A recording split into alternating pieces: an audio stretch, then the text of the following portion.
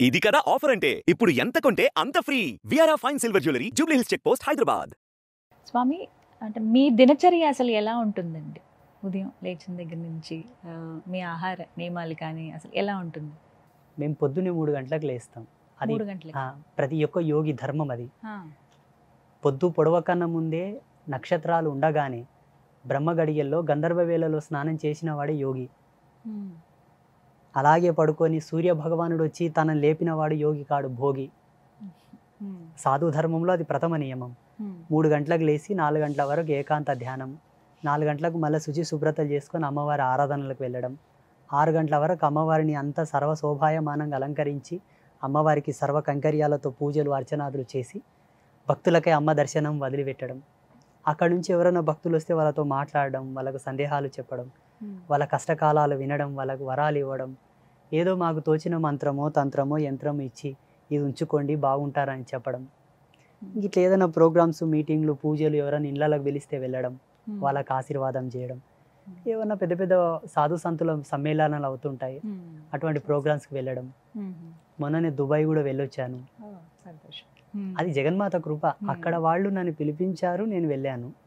అట్లా ఈ విధంగా ఉంటుంది. మా ఆహార విహారాలు ఎలా ఉంటాయంటే ప్రతి యోగికిను ప్రతి సన్యాసికిను 3 ప్రధానమైన నియమాలు ఉంటాయి. ఏకభుక్తం, ఏకవస్త్రధారణం, ఏకశయన గతి. కంచం పొత్తు మంచం పొత్తు ఉండకూడదు మాకు. అంతా ఒకటే. ఆహారం అంటే ఏం తీసుకుంటారు? ఏకభుక్తం, సాత్విక ఆహారమే, స్వల్ప ఆహారం అంత కొంత. ఓ కుంభాలు తినడం అంటే అది భోగత్వం అవుతుంది. ఈ శరీర ధర్మాన్ని అనుసరించి తినడం కానీ లేకపోతే అది కూడా అవసరం లేదు మాకు. దీనికి ఒక రిజర్వేషన్ ఉంది. ఈ శరీర నిర్మాణానికి ఒక ధర్మం ఉన్నది. మా తల్లిదండ్రులు ఇద్దరు ఈ శరీరాన్ని నాకు ఇచ్చారు. దీన్ని నడిపిస్తున్నది ఈ పంచభూతాలు. ఈ శరీరం భూమి యొక్క ఆవరణంలో నడుస్తున్నది కాబట్టి అంత తినాలని ఒక ధర్మం, అంతే. ఆకలి కూడా మాకు పెద్ద ఏం ఇబ్బంది లేదు. పేరు మురళీకృష్ణ. నాకు సందేహం ఏంటంటే చాలామంది అదే పాపాలు చేస్తే అదే నరకానికి వెళ్తారు, పుణ్యాలు చేస్తే స్వర్గానికి వెళ్తారు అంటారు. నిజంగా ఇది జరుగుతుందా? ఒకవేళ జరిగిన ఒక పర్సన్ పాపాలు చేసినందుకు తను ఎన్ని జనరేషన్స్ వరకు అనుభవిస్తారు? ఇంతకుముందు మనం చెప్పుకున్నట్లనే పాపం యొక్క తీవ్రత బట్టి పీరియడ్ టైం పెరుగుతూ ఉంటుంది. అయితే ఇక్కడ పాపం చేసినోడు నరకానికి, పుణ్యం చేసినోళ్ళు స్వర్గానికి వెళ్తుంటారా లేదా అన్న కన్ఫ్యూజన్ అవసరం లేదు. It's a clear. భూమి ఆవిర్భావం చెంది మానవునికి విజ్ఞానం వికసితమైనప్పటి నుండి, శాస్త్ర సిద్ధాంత లిఖితమైనప్పటి నుంచి చెబుతూనే వచ్చారు, తప్పు చేయకండప్ప శిక్షల పాలవుతారు, నరకం కోతారని. ఇప్పుడు మీకు అది క్లియర్గా అర్థం కావాలంటే మంచిగా ర్యాంకు తెచ్చుకొని మంచిగా మార్క్స్ వచ్చిన వానికి ఒక మంచి కాలేజీ లోపల సీట్ ఇస్తారు. ఆ కొరతో చిన్నగా మార్కులు వచ్చిన వానికి ఇయ్యరు. ఎందుకు ఇయ్యరు? తక్కువ వచ్చాయి కాబట్టి, మార్కులు తక్కువ వచ్చాయి కాబట్టి. అది జీవధర్మ సిద్ధాంతాన్ని అనుసరించి నువ్వు జీవించలేదు కాబట్టి, నీ ధర్మ నిడివిని అనుసరించి నువ్వు ఎక్కడికి వెళ్ళాలో అక్కడనే వెళ్ళాలి. జీవధర్మ సిద్ధాంతాన్ని అనుసరించి బ్రతికి ఉత్తమ స్థితిలో నువ్వు నడిచావు కాన నువ్వు ఎక్కడికి వెళ్ళాలో అక్కడికి వెళ్ళాలి. అది ఈ టైం సిస్టమ్ డిసైడ్ చేస్తుంది. కాలధర్మ సిద్ధాంతం, ఈ కాలానికి ఒక సిస్టమ్ ఉంటుంది, ఒక రూల్ ఆఫ్, ఆ రూల్ మెయింటెనెన్స్ చేస్తుంది దీని అంతని కూడా. సో ఇక్కడ ఏంటంటే ప్రతి జీవుడు కూడా ధర్మానికి తల వంచి ధర్మానికి అనుగుణంగా బ్రతకగలిగితే నరకం అనేది భూలోకానికి పరిచయం అవ్వదు. ఇక్కడ అది మనకు రాదు కూడా. నడవలేదు కాబట్టి నరకం మనకు పరిచయం అయింది. ఇప్పుడు ఉదాహరణకి ఏ హత్యలు, ఏ నేరాలు, ఏ దొంగతనాలు చేయకుంటే జైలుతో ఆయనకి ఏ సంబంధం లేదు. ఒక వ్యక్తి జైలుకి వెళ్ళాడు అంటే తప్పు చేయడం వల్లనే వెళ్ళాడు కదా. తప్పు చేయకపోతే జైలుకి ఆయనకు సంబంధమే లేదు కదా. చక్కగా ఇంట్లోనే జీవించవచ్చు, భార్య పిల్లలతో ఆరోగ్యంగా మంచిగా. అలాగే జీవుడు తప్పు చేశాడనే నరకానికి వెళ్తున్నాడు, చేయకపోతే పోడు కదా. ఒకవేళ తనకి ఈ శరీరం ఉన్నంత వరకు శరీరం మీద భయంకరమైన పాపాలు చేశాడు అనుకోండి, 7 జన్మల వరకు ఎంటాడుతుంది ఆ పాపం, వదిలిపెట్టదు. ఎన్ని పూజలు చేసినా వదిలిపెట్టదు. చాలామంది అంటూ ఉంటారు అదే ఈ జన్మలు చేసిన ఇదే జన్మలో తాకితే పాపాలు ఉంటారు, అది నిజమంటారా? 100%. ఆ పాపం యొక్క ఉన్నతిని, ఆ స్థితిని బట్టి అవి తగులుతూ ఉంటాయి. అన్ని పాపాలు ఇదే జన్మలో అనుభవించాలని లేదు, అన్ని పాపాలు వేరే జన్మలో కూడా జనరేట్ అవుతాయని లేదు. అది పాపం యొక్క తీవ్రత, ఆ స్థితిని బట్టి. చూడండి, గోహత్య, బ్రాహ్మణ హత్య, సాధు హత్య మహాపాపం, ఎన్ని జన్మలకైనా అవి తీరవు. అట్ ద సేమ్ గో నింద, బ్రాహ్మణ నింద, సాధువు నింద, కన్న తల్లి నింద, తోబుట్టు అయిన చెల్లెలి నింద, ఈ 5 మందిని నిందించడం, తూలనాడడం, వ్యంగ్యంగా మాట్లాడడం, దురుసుగా ప్రవర్తించడం, వాళ్ళను కొట్టినా తిట్టినా ఏ వంకగా వాళ్ళతో అసభ్యకరంగా ప్రవర్తించినా అది ఈ జన్మలోనే తగులుతుంది. ఇవి ప్రమాణాలు. దైవనింద చేసిన, శివభక్తులను విష్ణు భక్తులను అవమానించినా కూడా వాళ్ళ పాటికి వాళ్ళు భక్తులు అయింటారండి. మీకేం పని వాళ్ళని నిందించడం, వాళ్ళని హేయంగా మాట్లాడడం, నింద చేయడం, అవి ఈ జన్మలోనే అనుభవించాలి. మరికొన్ని పాపాలు ఎలా ఉంటాయంటే ఈ జన్మకు ఈ స్థితికి ఆవరణం కాక ఉత్తర జన్మకు అవి బాగా నిలబడి ఉంటాయి, నోరు తెరుచుకొని నిలబడి ఉంటాయి, పట్టుకోవడానికి రెడీగా ఉంటాయి. ఉత్తర జన్మ అంటే now you are the bachelor. పెళ్ళయిందా? ఓకే, సారీ, పెళ్ళి కాలేదు, తెలుసో తెలియక అన్నాను.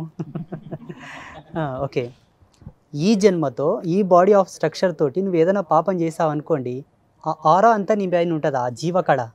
ఈ కళతో నువ్వు పిల్లల్ని కన్నావు అనుకోండి, నీ యొక్క శేషము నీ భార్య గర్భమునందు ప్రవేశించి బయటకు వస్తా చూసావా, అది అక్కడి నుంచి కూడా ఆ పాప అంకురం వస్తూ ఉంటుందన్నమాట. 100%. ఇంతో అంతో నువ్వు చేసింది డిపాజిట్ అవుతుంది నీ పిల్లలకు, బ్యాంక్ బ్యాలెన్స్ డిపాజిట్ అయినట్టు. అందుకేనండి మన సనాతన ధర్మంలో క్లియర్ కట్ ఒకటే ఉన్నది, ఎక్కడ పుష్కరాలు వచ్చినాయంటే వెళ్ళి స్నానం చేయండి. ఏ నదికి పుష్కరాలు వచ్చినాయంటే వెళ్ళి స్నానం చేయండి. ఎక్కడ ఒక మహాయాగం జరుగుతుందంటే వెళ్ళి దర్శనం చేసుకోండి. ఎక్కడ సమీపంలో పుణ్యక్షేత్రం ఉందంటే వెళ్ళి దర్శనం చేసుకోండి. ఒక పుణ్యతీర్థంపు ప్రవహిస్తున్నది అంటే వెళ్ళి స్నానం చేయండి. ఇవన్నీ కూడా జన్మ ఉత్థాన పదమునకు సోపాన మార్గాలు.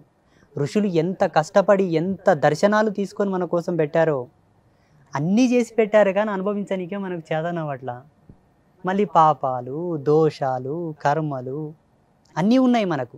అంటే అవి సందర్శనం చేత మనం చేసినటువంటి పాపాలు పోతాయండి? 100%.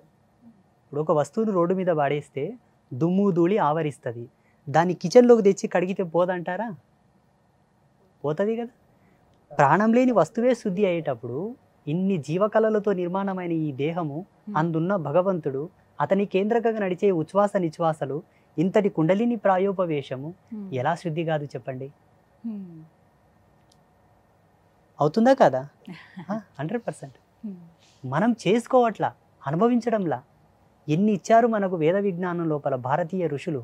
అబ్బా, ఈ ఈ ఈ సృష్టి అంతా ఇట్లే అంతమై మళ్ళా పునరుత్థానమైన కూడా ఇంతటి అద్భుతాలు జరుగుతాయో జరగవో. స్వామి, చాలా అంటే ఒక్కొక్కసారి ఆ దేవి దేవతల అనుగ్రహం అనేది ఎన్నో రకాలుగా అనుకుంటుంది. మీకు కలిగినటువంటి నిదర్శనాలు మాకేమైనా కొన్ని వివరిస్తారా? ఏ విధంగా అమ్మవారు మీతో పలికారు? యోగి యొక్క తన దర్శనాలను, తన యొక్క అనుభవాలను మీరు ఇంతవరకు వేరే గురువుల యొక్క అనుభవాలు విని ఉంటారు. అట్ ద సేమ్ అలాగే నన్ను అడుగుతున్నారు. ఇవి గుప్త రహస్యాలు. అంటే ఇట్లా కెమెరాల ముందు చెప్పడం అంత సమంజసం కాదు. ఇలా చెప్పడం అనే కోణం ఎలా ఉంటుందంటే అనేక మంది దీన్ని చూస్తారు. వాళ్ళు ఏ అవస్థలు ఉండి చూస్తారో. కొంతమంది టాయిలెట్లో ఉండి కూడా యూట్యూబ్ చూసేవాళ్ళు ఉంటారు. వాళ్ళకి ఎటు ఏం చూడాలో కూడా తెలియదు కదా. అయ్యో స్వామీజీ ఏదో చెప్తున్నాడో క్లిక్ చేసి అక్కడ వింటునే వాళ్ళు ఉంటారు. కొందరు పడక గదిలో వినేవాళ్ళు ఉంటారు. ఆయన ఏ స్థితిలో ఉన్నాడో ఆయనకు సంబంధం లేదు, ఏదో బోర్ కొట్టియో పని లేకనో వింటూ ఉంటాడు. మీరు అడిగిన ప్రశ్న ఇది అనితర సాధ్యమైనటువంటి యోగ మర్మం. ఇది చాలా మార్మికమైనది. అమ్మవారు నాకు ఇచ్చినటువంటి దర్శనం అనుకోండి, నాకు వచ్చిన అనుభవాలు అనుకోండి. ఇలా కాకుండా దాన్ని తెలుసుకోవాలని ఉత్సుకు ఎవరికైనా ఉంటే ఒక పద్ధతిగా అట్లా అడిగితే చెప్పవచ్చు. మాకేముంటుందామంటే మా సాధు ధర్మం లోపల తన అనుభవాలను యోగ్యుడైన శిష్యుడికే ధారబోయాలని ఉన్నది. తన యొక్క అనుష్ఠాన సంబంధితమైనటువంటి వ్యక్తికి కానీ, తన యొక్క మత పరంపరకు సంబంధించిన వ్యక్తి కానీ, తన యొక్క పీఠ పరంపరకు సంబంధించిన వ్యక్తి కానీ, తన చేత శిష్యరికం పొందిన వాడికి కానీ ధారబోయాలి తన అనుభవాలు. అయోగ్యంగా దేన్నే గనక ఇస్తే ఆ పాపం మాకు తగులుతుందని మా నియమం.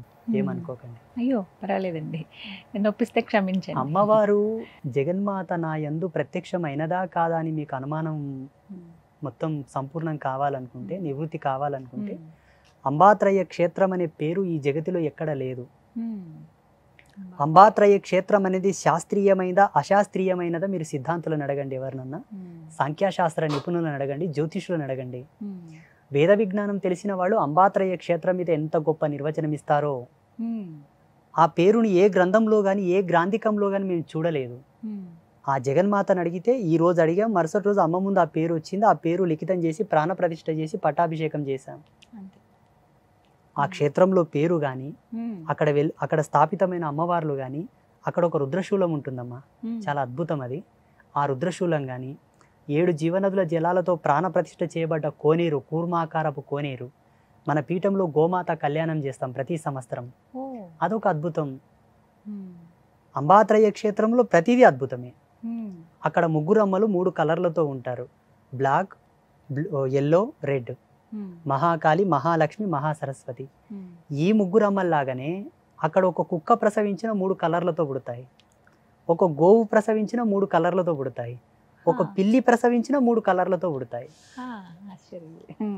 జగన్మాత నేను ఇక్కడ ప్రత్యక్షంగా ఉన్నానని ఆ జీవరాశుల మీద ఆవరణమై చూపిస్తూ ఉన్నది. అది మాకు ప్రత్యక్షమైనటువంటి దర్శనం. చాలా సంతోషం. మీరు ఈ మాట చెప్తున్న కొద్దీ ఇంకా చూడాలి, ఒకసారి రావాలి సత్యానికి అని అనిపిస్తూ ఉంది. ఖచ్చితంగా వస్తాము, వచ్చి ప్రేక్షకులు కూడా తెలియచేయాలి, చాలా మందికి తెలియాలి కూడా. చాలా సంతోషం. మిమ్మల్ని నొప్పిస్తే క్షమించండి ఆ ప్రశ్న. అయ్యో అట్లేం లేదమ్మా, చెప్పొచ్చు. అమ్మ ఆత్మదర్శనం ఎలా కలిగిందంటే 1 సంవత్సరం పాటు నేను నిరాహార యోగంలో ఉన్నాను. అది ఎలా ఉన్నానో ఇప్పుడు ఊహించుకుంటే సంవత్సరం దడబుట్టేస్తుంది ఇప్పుడు ఊహించుకుంటే. మీరు ఇప్పుడు కొన్ని నీళ్ళు ఇచ్చారు, తాగాను. అంతకుముందు ఒక కప్పు టీ తాగాను. అప్పుడు ఎలా ఉన్నాను అంటే అదొక విధమైనటువంటి కసిలేండి. ఇప్పుడు ఒక అమ్మాయి మీద వ్యామోహితుడై ఒక అమ్మాయి పిచ్చిలో ఉన్నవాడు ఏమి ఇచ్చినా పట్టించుకోడు. సైకలాజికల్గా ఆయన అమ్మాయి మీద డిపెండ్ అయి ఉంటాడు కాబట్టి ప్రేమ ఏమి ఇచ్చినా పట్టించుకోడు, ఎవరు ఏం మాట్లాడినా పట్టించుకోడు, తినడు, తాగడు, అలా ఏకాంతంగా ఉండడానికి ప్రయత్నం చేస్తుంటాడు. ఆయన ఒక అమ్మాయి మీద సమ్మోహితుడైనట్లే నేను అమ్మవారి మీద సమ్మోహితుడనయ్యాను. ఆ తల్లి మీద టోటల్ నా బాడీ, నా ఎనర్జీ, నా యొక్క థింకింగ్ అంతా కూడా ఆమె మీద విడిచిపెట్టాను కాబట్టి ఆ మత్తులో ఉండగలిగానేమో. అప్పుడు ఇప్పటికీ ఉంటాను, పెద్ద విషయం కాదు. వ్యావహారికంగా ఉన్నాను కాబట్టి ఇప్పుడున్న ధర్మాన్ని అనుసరించి ఏదో అంత తీసుకుంటాను. అలా ఉన్నప్పుడు సరిగ్గా సంవత్సరానికి 365 రోజుల తర్వాత ఏ ముహూర్తానికైతే ధ్యానంలో ఉన్నానో సరిగ్గా అదే ముహూర్తానికి ఒక అద్భుతమైన తేజస్సు నేను చూశాను. ఆ తేజస్సుతో నేను సంభాషించిన సంభాషణలు లోక కళ్యాణ కారకములు. నేనేం చేయాలో నాకు అవగతమైనది, నేను ఎలా ఉండాలో నాకు అవగతమైనది. ఆ వాక్కును అనుసరించి ఇప్పటి వరకు ఉన్నాను. నన్ను చాలా మంది అడుగుతారు, నువ్వు చీర కట్టుకున్నావని. ఇది చీర కాదు, ఏకవస్త్రం, కుట్టని బట్ట, మడిపంచనే. జగన్మాత యొక్క దీక్ష నియమావళిని అనుసరించి కుంకుమ కలర్ పంచె కట్టాలి కాబట్టి అరుణకాంతి, అరుణవర్ణం, ఎర్రవర్ణం. నా అలంకారము, నా శిఖాబంధనము అంతా కూడా అమ్మ యొక్క ప్రసాదితం, అమ్మ యొక్క వాణి. అమ్మ చెప్పినట్టుగానే మీరున్నారు. అమ్మ చెప్పకపోయినా నాకు అనుభవాలు వచ్చినాయంటే కూడా భగవత్ ప్రసాదితమే కదా.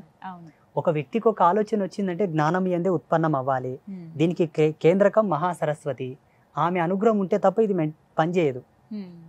మెంటల్గా మనం డిస్టర్బ్ అవుతున్నామంటే ఆ సరస్వతి యొక్క అనుగ్రహం తగ్గినట్టు లెక్క. సైకలాజికల్గా ఆయన పిచ్చి పిచ్చి చేష్టలు చేస్తున్నాడు అంటే తప్పకుండా సరస్వతి శక్తిపాతం చేసి ఆయన మంచిగా అవుతాడు. శక్తిగా లేడు, దృఢంగా లేడు, అంగవైకల్యంతో ఉన్నాడంటే మహాకాళి శక్తిపాతం చేయాలి. ధన సంపత్తులతో ఆయన కొంచెం ఇబ్బంది పడుతున్నాడంటే లక్ష్మీ శక్తిపాతం చేయాలి. ఈ 3 సమృద్ధిగా మనకు అంబాత్రయ క్షేత్రంలో దొరుకుతాయి.